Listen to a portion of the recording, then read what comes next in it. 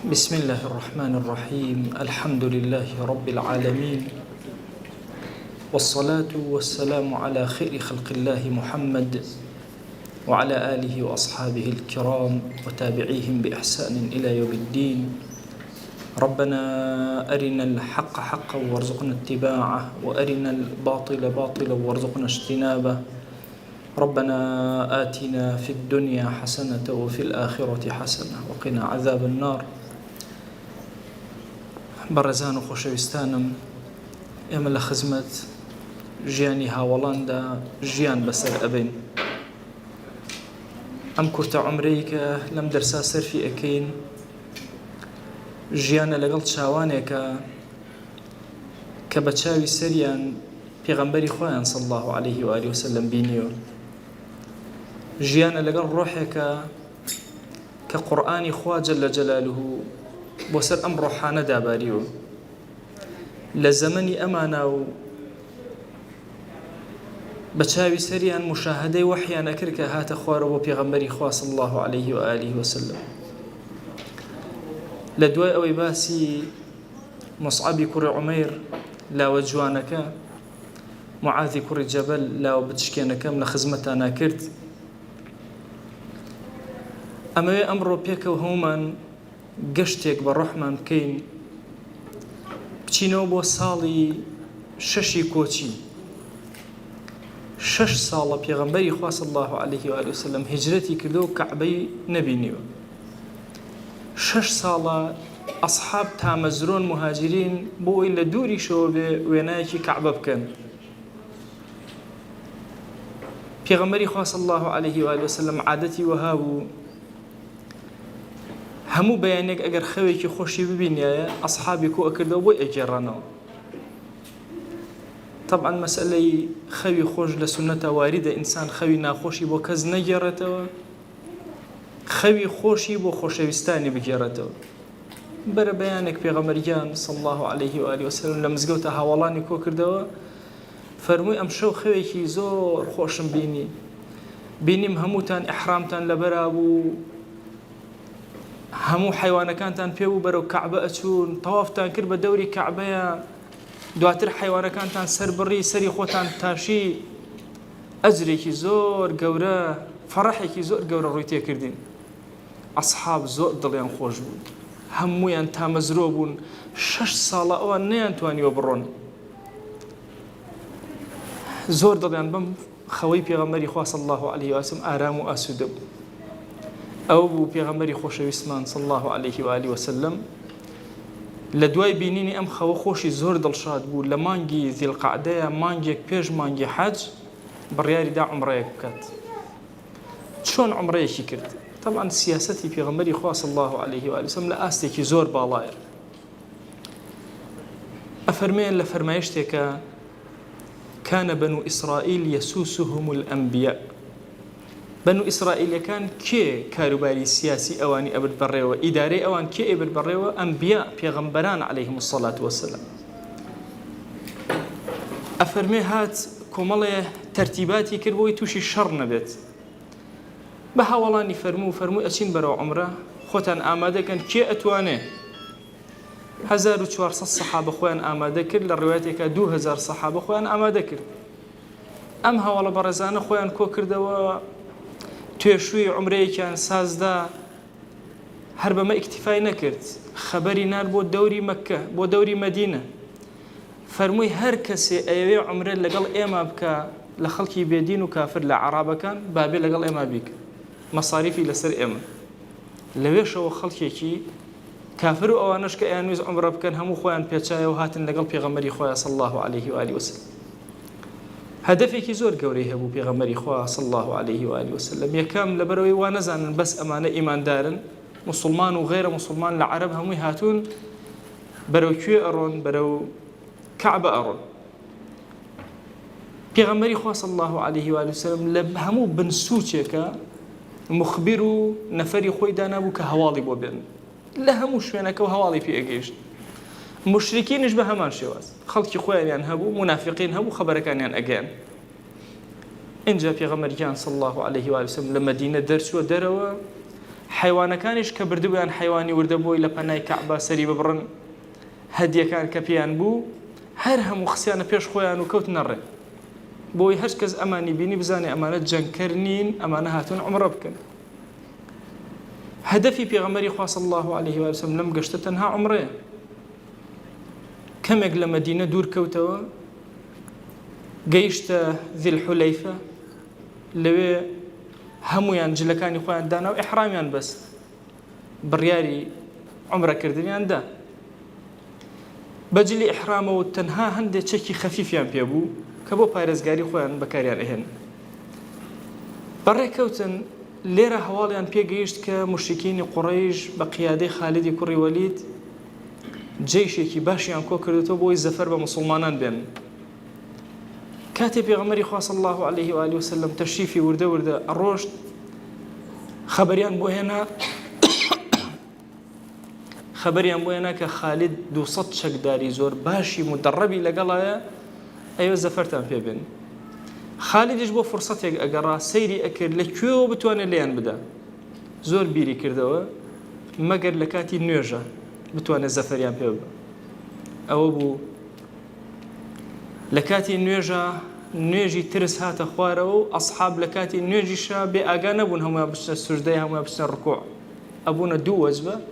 وەجبەیەک ئەچوونە ڕکوع نوێژی خەوف نوێژێکی تایبەتە لە کاتی جەنگە ئەکرێ یا لە کاتی هەر ڕووداوێکی نەخوازراوە وەکو ئاگرکەوتنەوە ئەوانە ئەو نوێژە جێبەجێ ئەکرێ موسڵمان لەو کاتەشە جەماعەتی خۆیان نافۆتێن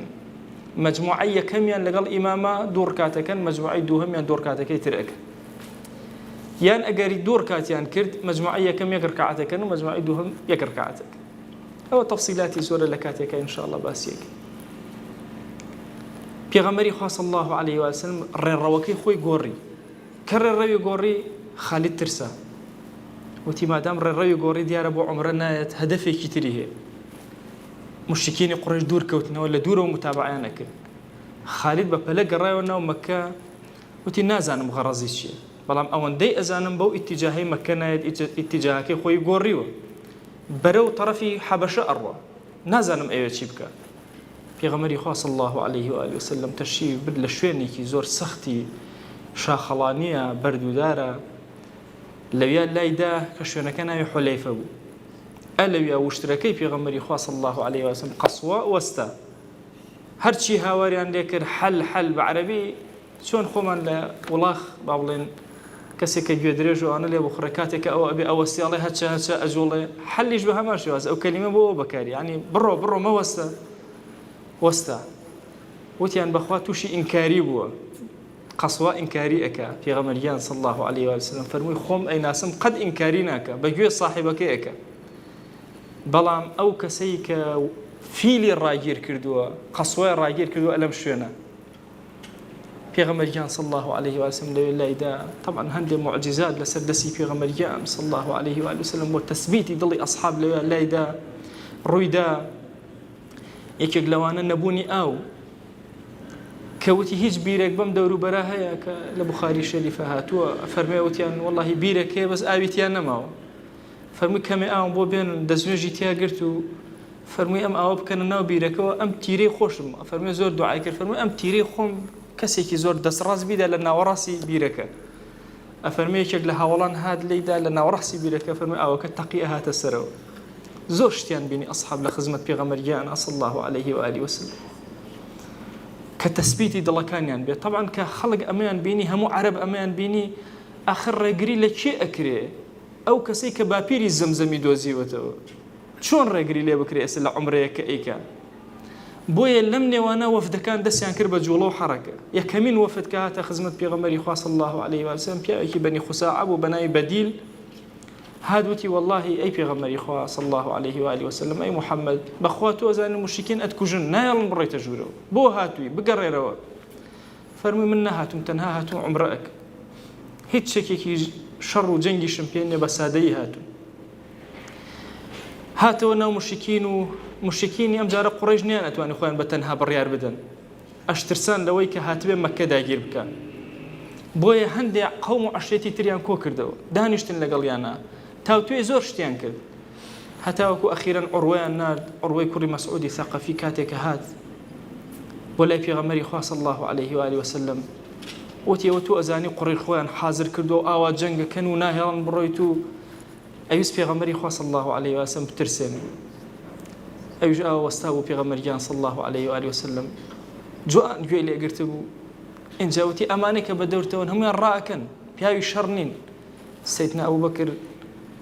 وتی عروە تۆ ئەڵێی چی مەگەر بەدرتان لەبیر چۆتەوە مەگەر ئوحودتان لەبیر چۆوە چۆن دیفاعمان لێ ئەکرد مەگەر قوڕەیش خەندەقیان لەبیر چۆتەوە چۆن شکستیان هێنا ئەفەرمێ سەیدی کردوتی ئەگەر ئەبوبەکر نەبووی تا جوابم ئەدایتەوە دەستی ئەهێنا ئەویست ڕیشی پێغەمبەری خوا صلی الله عليه و آله وسلم بگرێ برازاکەی خۆی کە نەی ئەناسی پشتی شمشێرەکەی کوتاب بەدەستی هەموو جار دەستی ئەگێڕاوە دووە عروە گەڕایەوە ناو مشرکینی قوڕەیش وتی والله من زۆر وەفتم کردو زۆر شوێن گەڕاوم بەخوا کەسم نەبینیوە ئاوا وەکو ئەصحاب ڕێز لە پێغەمبەری خوا بگرن صلی الله عليه و آله وسلم والله خەریکە جەنگ ئەکەن لە قەتەراتی دەستنوێژەکەی کە ئەکەوێتە خوارەوە بۆی بکەوێتە ناو دەستی یەکێکیان و وەکو تەبەڕوک بەکاری بێن هەر کەلیمەیە بڵێوان تەنفیزی ئەکەن والله ئەی قوڕیش ئەگەر جەنگتان لەگەڵاکەن تاوتان ئەکەن لەگەڵ ئەوەشە چەکیان پێنێ تاوتان ئەکەن ئێوەش ماندوو بوون لە جەنگە هاتووە بۆ عمرەیە کە بیکە وەرن محاولەکەن لەگەڵ یا هەرچۆنێ بێ ڕێکەون پێغەمبەری خوا صلی الله عليه و آله وسلم عوثمانی کوڕی عەفانی لەم کاتە نارد بۆ ناو مشرکینی قوڕیش ئەی عوثمان تۆ بڕۆ بزانە پەیامی منیان پێ بگەێنە پێشتر یەکێ لە هاوڵانی نات خەریو بکوژرێ دواتر اختیاری عومەری کوڕی خەتابی کرد دواتر لەسەر عوثمانی کوڕی عەفان چونکە عەشیرەتێکی بەقووەتی هەبوو فەرمووی ئەو عەشیرەتە بەقووەتە بچۆ لەگەڵیانە ئەو بوو کەسێک پەنایدا چوو پەیامەکەی پێغەمبەری خوا صلی الله عليه و آله وسلم پێگەیاندن بەڵام مشرکین ئەیانویست تەخیری کەن هەر قسەیان لەگەڵا کرد ئەیان و قەینا خۆت عومرە بکە بە ئەو نەیکە ئەوژ ئەوێ بە غەیری پێغەمبەری خوا صلی الله عليه و سلم نایکەم مماطەڵەیان ئەکرد هەوڵیانەدا پێغەمبەری خوا صلی الله عليه و سلم کە عوثمان تەخیر بوو هەواڵی بۆ هات کە عوثمان شەهید کراوە دارێک لەوێ بوو چۆ ژێر دارەکە دانیشت ئاوا دەستی خۆی ڕاکێشا فەرمووی کێ بەیعەتم ئەیاتێ لەسەر مردن تازەی تر ئێمە بمرین لێرە ئەوە نوێنەرەکەی منیان کوشتووە یەکە بە یەکە ئەسحابە هات دەستی شیرینیان ئەخستە ناو دەستی مبارەکیەوە بەیعەتیان ئەدا هەموویان یەکە بەیعەتیان ئەدا هەتا لە ئەخیر جارە پێغەمبەری خوا صلی الله عليه و سلم دەستی چەپی خۆی بەرز کردەوە فەرمووی ئەمەش دەستی عوثمانە خوا جل جلاله آياتي نار دخوار ولقد رضي الله عن المؤمنين إذ يبايعونك تحت الشجرة أو أنك بيعت في أذن لجر أو داريا خوا يقول لي راضي بو رضي الله عنهم طب بوي أم دارينا لنا شجرة الرضوان داري رضامندي خوا جل جلاله ولا لم كاتا لنا راحتين كاتا بيعتي مردن لم كاتا إمام عثمان بيابو هاتوا فرمووی ئەوانی شەڕیان ناوێ ئەی پێغەمبەری خوا صلی الله عليه و سلم جەنگ ماندووی کردوون فەرمووی با بزانین کێیەت بۆ نوێنەرایەتی کاتێکی یازانی سوهەیلی کوڕی عەمر هات فەرمووی ئەوە کێیە لە دوورەوە وتیان سوهەیلە پێغەمبەری خوا صلی الله عليه و سلم صفەتێکی هەبوو بە ناوەکانە زۆر شتی ئەخوێندەوە فەرمووی مادام کەسێک هاتووە بە ناوی سوهەیل یعنی سەهلی بچووک سەهلی ئاسانی زۆر نەرم فەرمووی قەد سهل لكم أمركم خواهي قولا كاركي بو آسان كردن طبعا تفاؤل بناوي جوان يعني كسيقاهات الله بيغمري خواه صلى الله عليه وسلم ناوي الصعب بو ناوي قريبا باشا سهل كسيقاهات ناو كي كلمة دزي أقان ناوي لنا أمين ناو زور دليلة بويا بيغمري خواه صلى الله عليه وسلم زور قرنجي في أداء فروي ما دام سهيل هاتو إيشكتان سهلة سهيل هات لقل بيغمري خواه صلى الله عليه وسلم قيشنا قناعة اتفاق مناسب خالكاني هم جوان يكم دسال جنگ لبيني قريش محمد صلى الله عليه وآله وسلم رابي كيري يكي كتير أمصال عمرنا كان تأخيري كان وصالي كتير يعني أيشان هر جوان ممكن سيهميان هركس شو ناو عهد وبيمان لقل قريش اللي أمانته مسلمان النبي الزفري بوبيان أجر هاتنا مسلمان أوان الزفري بينان هرباش خالي كتير عندنا أصحاب زور بلاء وزحمة أوابوك هركس يقل إيمان داران إيماني هنا ببي إذني وليكي هاتنا مدينة أبي بيجرنو بلام أجر هر مسلمان مرتد بو هاتو ناو مكة ئەمان بۆیان نییە بیگەڕن. طبعا ئەمە جۆرێک بوو لە زوڵم لە ئیمانداران، ئەمان لە هێز و لە قووەتە. لە نامەنووسینەکەشە ئیمامی عەلی بان کرد ئادێ وەرە معاهدە لە بینمانە بنووسە، نووسی بسم الله الرحمن الرحیم، سهێل وتی نابێ الرحمن الرحیم بنووسی، بڵێ بسمیک اللهم. کورە ئەمە پەیمانێکە لە بینی محەممەد پێغەمبەری خوایە صلی الله عليه و آله وسلم، وەڵی نابێ بنووسی پێغەمبەری خوا، بێ بنووسی محەممەدی کوڕی عەبدوڵڵاه، جا بمانزایە تۆ پێغەمبەری بۆ ئەومانە کرد. فەرمی بیکوژێنەوە، ئیمامی عەلی عاجز بوو، وتی والله نایکوژێنەوە، وتی کوێیە شوێنەکەی خۆی پێغەمبەریان صلی الله عليه و آله وسلم کوژاندیەوە. سێرێکی ئیمامی عەلی کرد، فەرمووی ئەمەی کە بۆ من ڕازی نەبووی ڕۆژێ لە ڕۆژان بۆ خۆت ڕازی ئەبی. ئیمامی عەلی تێنەگەیشت لەمە، حتا وەکو زمانی سەیدنا معاویە کاتێک کە سڵحیان کرد لە بینی سەیدنا معاویە و سەیدنا عەلی، نووسی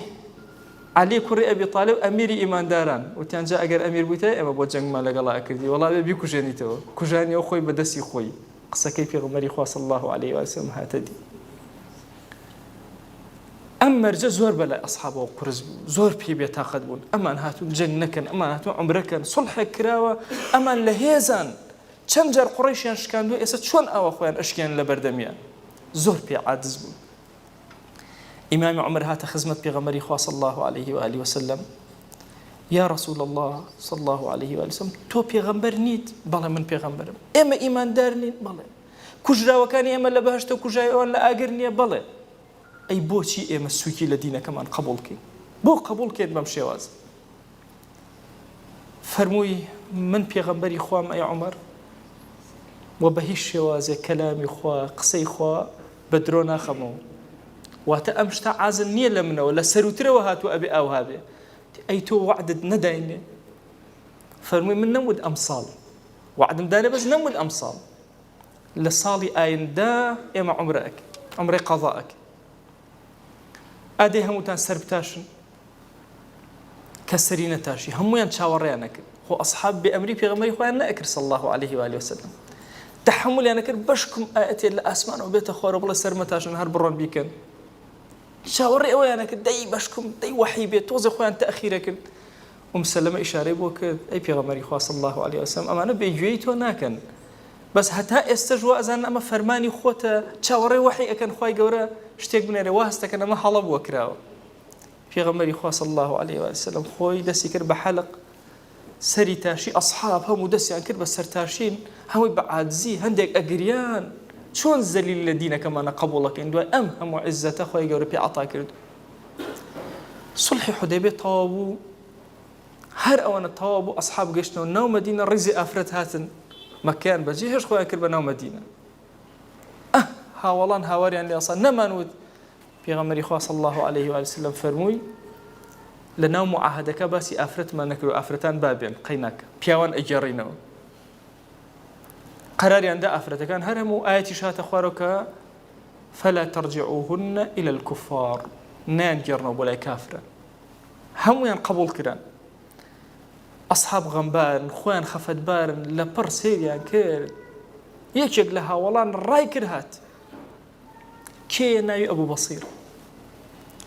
سێریان کرد فەقیرە، لە ناو تەعزیبە، لاشەی هەمووی ئەوەندەیان لێداوە ئەهلی مەکە، ناڕەحەت، چونکە ئەهلی مەکە کە زانیان ئەبەم شێوازە، تازە ئەم مستەزعەفان ناتوان ڕاکەن و دەرچن لە دەستیان، ناتوان بگەن لای پێغەمبەری خوا صلی الله عليه و آله وسلم، شوڵیان لێ هەڵکێشا،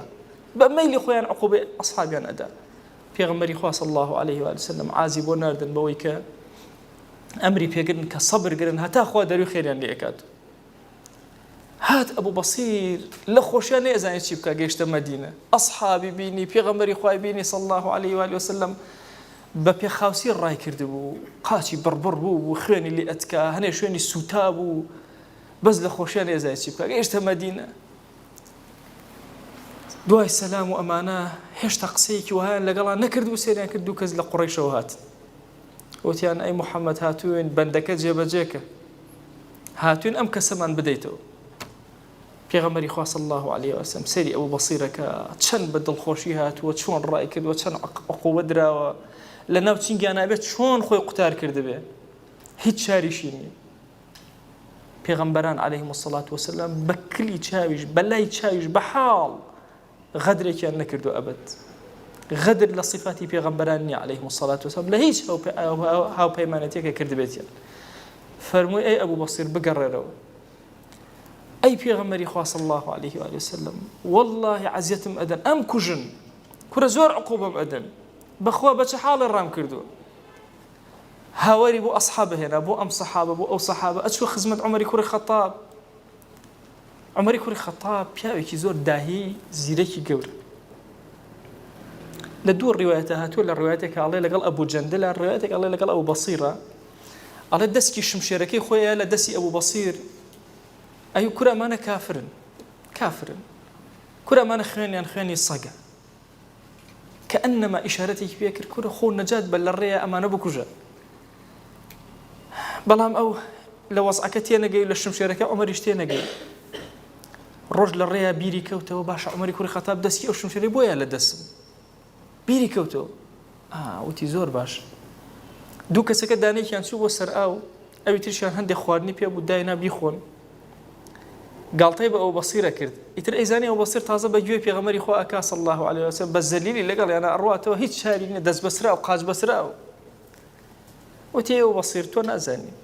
بەخوا ئەم شمشێرەم نییە بەیانی هەتا ئێوارە تا شەوم بەسەرایە لە ئەوس و خەزرج ئەکوژم بەم دیوایان کوژم بەو دیوایان کوژم ئاوا ئەەکەم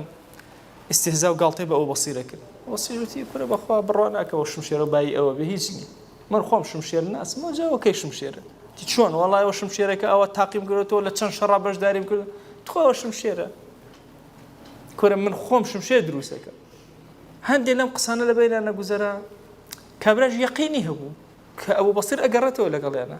وتی بێنە شمشێرەکە وا بزانم چۆنە شمشێرەکەی دایە هەر ئەوەنە گەیشتە دەستی ملی قرتە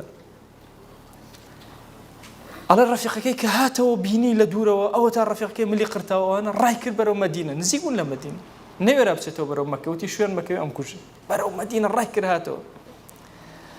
ئەی پێغەمبەری خوا صلی الله عليه وسلم لە دوورەوە کە بینی وتی ئەی هاوار ئەو کابرایە کە هاتووە ترس و شتێکی گەورە ڕایگرتووە طبعا ترس جارێک لە خزمەتانە باسم کردووە ئیمامی شەوکانی ئەفەرمێ حکەمای کۆن هەموو کۆبوونەوە کە چ شتێک ئینسان پیرەکە هەمویان متفق بوون لەسەرەوەی کە ترس ئینسان پیرەکە ئێستا لای خۆماڵێن خەفەت بەشێکی بچووکە لە ترس ذعر زۆر خەتەرە پێغەمبەریان صلی الله عليه وسلم لە دوورەوە کە بینی وتی ئەو پیاوە لە ترسێکی گەورەوە هاتووە هەموو لاشەی ئەشەقی ئەلەرزی چاوی چوو بە قوڵایە هاواری لە هەساوتی فریام کەون ئەوە بەسیر ئەم کوژێ ڕەفیقەکەی کوشتم و ئینی لە مەقتول بەخوا منش کوژراوە بووم بە چ حاڵە ڕام کرد منیش تەواو کردبوو کاتێکیان زانی ئەو بەسیریش بە دوایە هات وتی ئەی پێغەمبەری خوا صلی الله عليه وسلم تۆش نەجاتە بوو منیش نەجاتم چۆن وتی تۆ پەیمانەکەی خۆت بردەسە من نەیگێڕاوە من خۆم هاتوومەتەوە ئەم جارە عاید بەوان نیم خۆم شمشێریش بە خوێنەوە بە دەستیەوە خوێنی لێ ئەتکی فەرمووی نابێت ئەی ئەو بەسیر ئەبێ بڕۆیت لە مەدینە بچیتە دەرەوە بە کابرایەوە بیبەرەوە وتی بەخوا نایبەمەوە لەگەڵ خۆمان نایبم بابە بیبەرەوە لەگەڵ خۆتە نامەوێت بەس ڕێم بدەن تا ئەوە ئەمانم بدەن تا ئەگەمەوە مەککە هەر زۆر ترسا بوو وتی بچۆرەوە بۆ مەککەتەوە وتی ئەوە بەسیر من پەیمانم هەیە من معاهدەم کردووە ئەبێ بە گوێ معاهدەکەی بچۆر لە مەدینە بچۆرە دەرەوە وتی یا رسول الله صلى الله عليه وسلم دەکەسم بەرێ دەکەس والله فتحی مەککە ئەکەم دەکەسم بیت فەرمووی وەیلە ئومە هاوار بۆ دایکی لەو کانە معه ریجال خۆ ئەگەر ئەمە کۆمەڵە پیاوی لەگەڵا بێ شەڕێکی گەورەم بۆ ئەنێتەوە هاوار بۆ دایکی طبعا وەیلە ئومە هەندێک کەلیمات هەیە لە عەرەبیە قەستی حەقیقەتیان نییە وەکو دوعاوان بەس دوعا نی ئەفەرمێ سەکەلەتکە ئوموکە دایکە ڕۆڵە ڕۆ بۆ بکەمە بەس ئەوە نییە ئیتر ئەمە دوعا بێ لێ و دایکی ڕۆڵە ڕۆی بۆکە بە کوژان بڕوان نە ئەمە مولاتەفەیەکە لە عەرەبیە بەکارێ مەبەست پێ سەرزەنشکردنی کەسەکەیە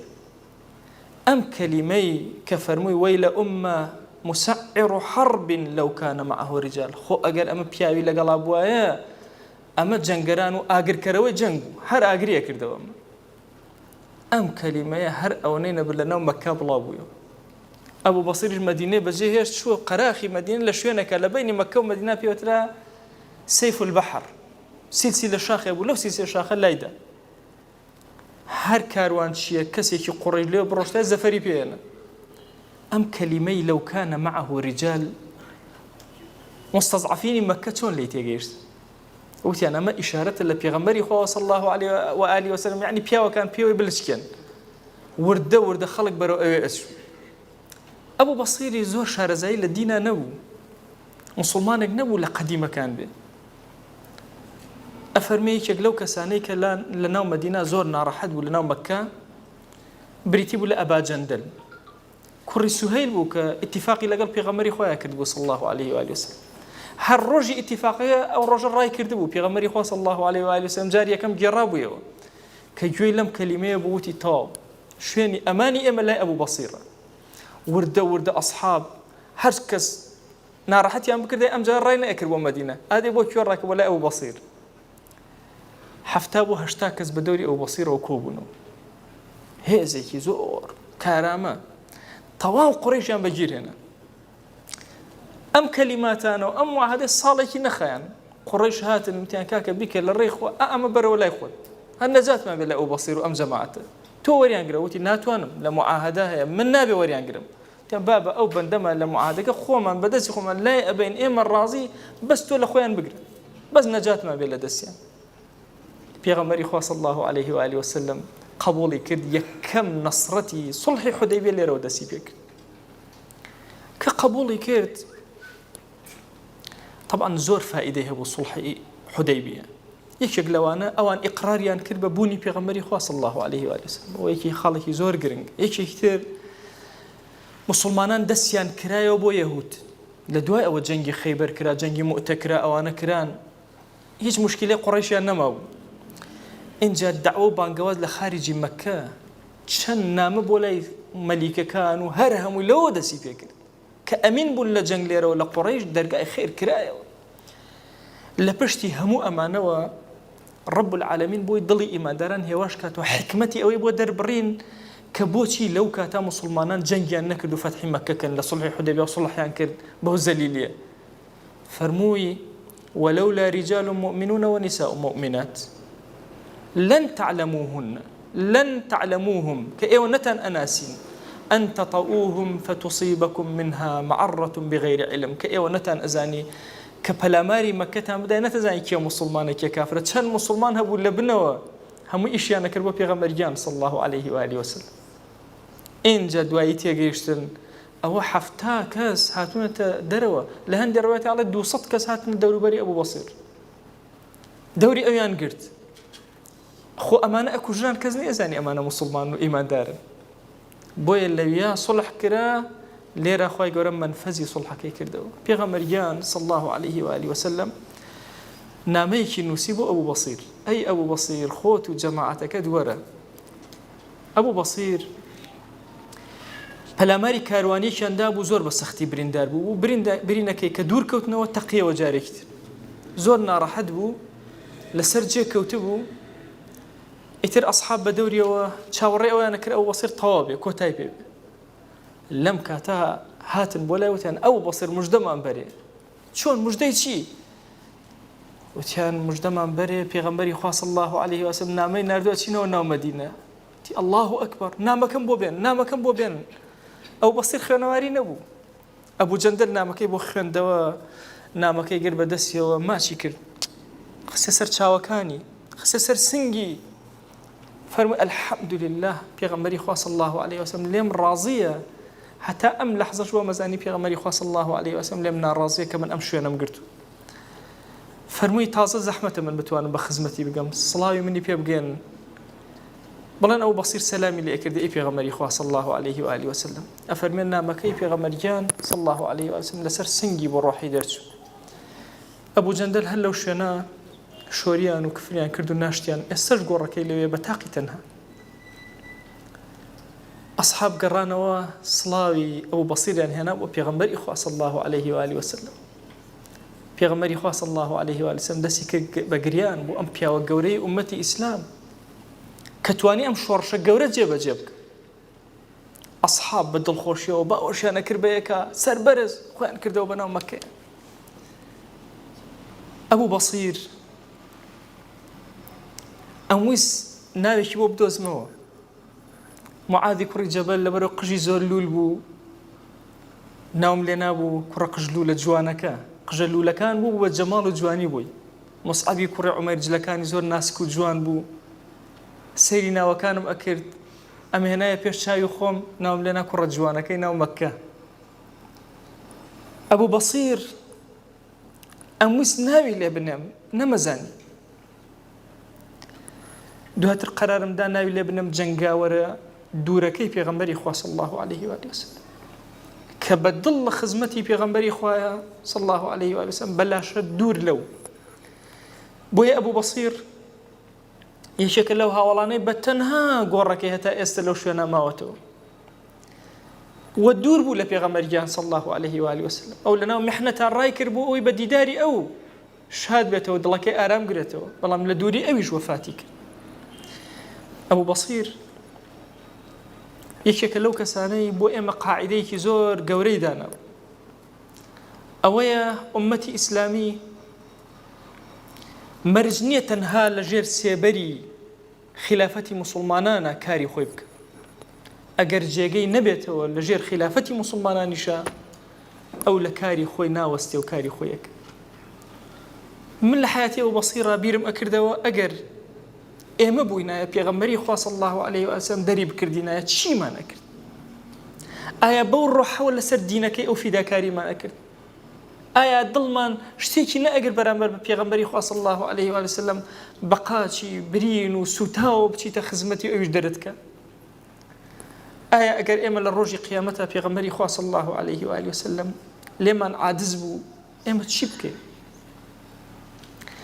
ئێمە چۆن جوابی ئەو بدەینەوە چۆن ڕێگایەکتر بگرینە بەر کە ڕازیکەین لە خۆمان ئەگەر لەم ڕۆژگارە زانیت ڕۆژە سەڵەواتت نەدا و گوناهت کرد و پێغەمبەرگیان صلی الله عليه و سلم عاجز کرد چۆن جارێکی تر ڕازی ئەکەیتەوە لە خۆت ئەو خۆشەویستێکی کەوا دێ ئەکە ئەو ڕازی کاتەوە ئەو بەسیر نمونەی گەنجی ئەمڕۆیە لەکوێ هەی لە چ شوێنێکە هەی لە کام مەملەکەتە هەی تۆ خاوەنی پەیامێکی زۆر گەورەی ئەبێ کارکەی نەوەستی وەستان هی ئێمە نییە هی ئەم ئومەتە نییە بەخوا لە سجنابی تاکە کەس ئاوا ڕاگیرابی نەتوانی بجوڵی ئەلەویا جۆرە عیبادەتە هەیە کە ئەوەیە ذیکر ئەکەیت مەجالێ هەبوو کەسێکە لەگەڵا بۆیە بانگەوازیکەی بەخوا ئەگەر لەناو کۆڕ و کۆمەڵگا یەک سانیە نابێتەوە وەستاوی ئەزانن ئومەتی پێغەمبەرگیان صلی الله عليه و آله وسلم یعنی ئێمە چی جواب بدەینەوە ئەگەر پرسیارمان لێکا خۆشەویستمان بڵێ ئەوە تا ئومەتەکەم بەدەست یەهود و نەسارا و مەجووسەوە پارچە پارچە ئەکرێ و گەنجەکانی ئەفەوتێنرێن ئێوە چیتان کرد چەندێ خەوتن چەندێ سەیری فیلمتان کرد چەندێ خۆتان مەشغوڵ کرد چیتان بۆ کردم بێ چی جواب بدەین ئەوە ئەبوو بەسیر سەری بەرزە و سەر بەرزەکاتەوە ئەی پێغەمبەری خوا صلی الله عليه و آله وسلم خۆم و حەفتا کەسم ڕزگارگرت لە دەستی کافران ئەی ئێمە چی بڵێن و چی بکەین بۆیە عەزیزانم لە حەیات و ژیان لەگەڵ هاوڵانە ئێمە ئەبێ ئەم چێژە وەرگرین هەمیشە هاوڵان بکەینە قودوەی خۆمان لە پێش چاومان بن ئەگەر بە تاقی تەنهاوی لەسەر زەویە تەسەوور کە ئەم پەیامەی خوا بە تاقی تەنها بگەینەوە مرۆڤایەتی هەر هەموو چی ئەەکەی یعنی بیرکەرەوە لە کەسێکی یەهودی کە چەندێ ئەخوێنێتەوە چەندێ خۆی ماندووەکە بۆ یەهودیەت ناسەرێکی ئەلمانیکە کابرایەکی ئەلمانی بێدین بێ کەڵک لەسەر بەرنامەیەکی پڕوپوچ پڕ لە گەندەڵی و پیسیزان چەندێ خۆی مانووەکە ئەنواع بەرنامە تەشکیلەکە ئەنواع درۆ ئەدۆزێتەوە درۆ بۆی حیزبەکەی خۆی جوانکە ئەی تۆی ئومەتی پێغەمبەری خوا صلی الله عليه و سلم چۆن ئەخەوی ئەی تۆ چۆن هیممەت ئەەکەی بۆ خزمەتی دینەکەت بۆیە جەنگاوەرە دوورەکەی پێغەمبەریان صلی الله عليه و آله وسلم ڕۆحمان بە قوربانی بێ و ڕضا و ڕەزامەندی خوا بەسەریادا بارێ دەرس و وانە و پندێکی زۆر گەورەی تایە بۆ ئێمە مەجال بە فکری خۆتان نەدەم بیرکەنەوە لە حەیاتی ئەم کەس بیرکەنەوە لەو کاتانەی ماندوو ئەبوو برسی ئەبوو توونی ئەبوو ناڕەحەت ئەبوو لەو لاشەوە هاوڵان لە خۆشیە بوون ئەمەی قبول بوو کوفری قبول نەبوو ناڕەحەتی قبول بوو کوفری قبول نەبوو خوای گیان داوات لێ ئەکەین بە ڕەحمەت و بەزەیی خۆت بە ڕەحمەت و کەڕەمی خۆت بە بەزەیی خۆت یا ئیلاهی ڕەحمەت و بەزەی خۆت بەسەر ئەم ئومەتەی پێغەمبەری خۆیان صلی الله عليه و سلم ببارێنە تو گەورەی خۆت خۆیە سڵاوی ئێمە بگەێنە پێغەمبەری خوا صلی الله عليه و سلم خۆیە داوا لێ ئەکەین سڵاوی ئێمە بگەێنە ئەصحابی رسول الله صلی الله عليه و سلم یا ربی خۆیە گوناهێ کردومانە بە ئاشکرا عەفومان کە گوناهێ کردومانەوە پەنهان عەفومان کە یا ربی خۆیە لێت ئەپاڕێنەوە لێت ئەلاڵێنەوە خۆیە بەڕەحمەت و کەڕەمی خۆت گوناهێ لەمەوە پێش کردومانە عەفومان کە گوناهێ لەمەوە دوا ئەیکەین و فریای تەوبە ناکەوین یا ربی خۆیە عەفومان کە خۆیە داوا لێ ئەکەین بە گەورەی و ڕەحم و کەڕەمی خۆت گوناهێکی گەورەکە کردومانە عەفومان کە گوناهێکی بچووکە کردومانە عەفومان کە یا ربی خۆیە گیان ئێمە لێت ئەپاڕێنەوە لێت ئەلاڵێنەوە بەزەی و ڕەحمەتی خۆت بەسەرمانە ببارێنە عەفو و عافیەتی خۆت بەسەرمانە ببارێنە یا ربی خۆیە داوا لێ ئەکەین بە ڕەحمەت و کەڕەمی خۆت چۆن بارانی ڕەحمەتت ئاوە بۆ ناردین ئاوە ئیمان بۆ سەر دڵ و دەروونمان ببارێنە خۆیە دڵمان ئارام کە ڕۆحمان ئاسوودەکە بەرەکاتی ئاسمان و زەوی بەسەرمانە بکەرەوە یا ربی خۆیە گیان بیرەکانمان پڕئاوکە کانیاوەکانمان هەڵقوڵاوکە دەشت و دەرمان پەروەردگارە پڕخێر و بەرەکەتکە بازاڕەکانمان پڕبەرەکەتکە یا ربی خۆیە لێت ئەپاڕێنەوە لێت ئەلاڵێنەوە لە گوناهی دایک و باوکمان ببورە لە گوناهی خێزان و هاوسەر و مناڵمان ببورە لە گوناهی برا و خوشەکانمان ببورە یا ربی خۆیە لە گوناهی ڕەفیق و هاوڵ و دۆستەکانمان ببورە یا ربی خۆیە داوا لێ ئەکەین بە ناوی جوانت بە سیفەتی بەرزە بە ئیسمی عەظەمت بە کەڕەمی خۆت یا ربی خۆیە بەزەی خۆت بەسەرمانە ببارێنە خۆیە گیان داوا لێ ئەکەین لە گوناهی مردوەکانمان ببورە لە گوناهی مردووی ئومەتی پێغەمبەریان صلی الله عليه و سلم ببورە خۆیە ئەو مردوانەی کە هیچ کەسیان نییە دوعایان بۆ بکەوە ئێمە لێرەوە دوعایان بۆ ئەکەین یا ربی خۆیە لێت ئەپاڕێنەوە لێت ئەلاڵێنەوە لە گوناهی هەمویان ببورە یا رب العالمین یا ربی خۆیە داوا لێ ئەکەین ئەم ئومەتە بخەرەوە سەر قاچەکانی خۆی بەرزمان کەرەوە سیادەتی ژیهانمان پێ ببەخشەرەوە یا ربی خۆیە داوا لێ ئەکەین لە فەسادی ئەم زەمانە بمان پارێزە یا ربی خۆیە داوا لێ ئەکەین گەنج و لاوەکانمان کافران و بێدینان ئەیانێ بیان فەوتێنن یا ربی خۆیە کافران و بێدینان فەوتێنە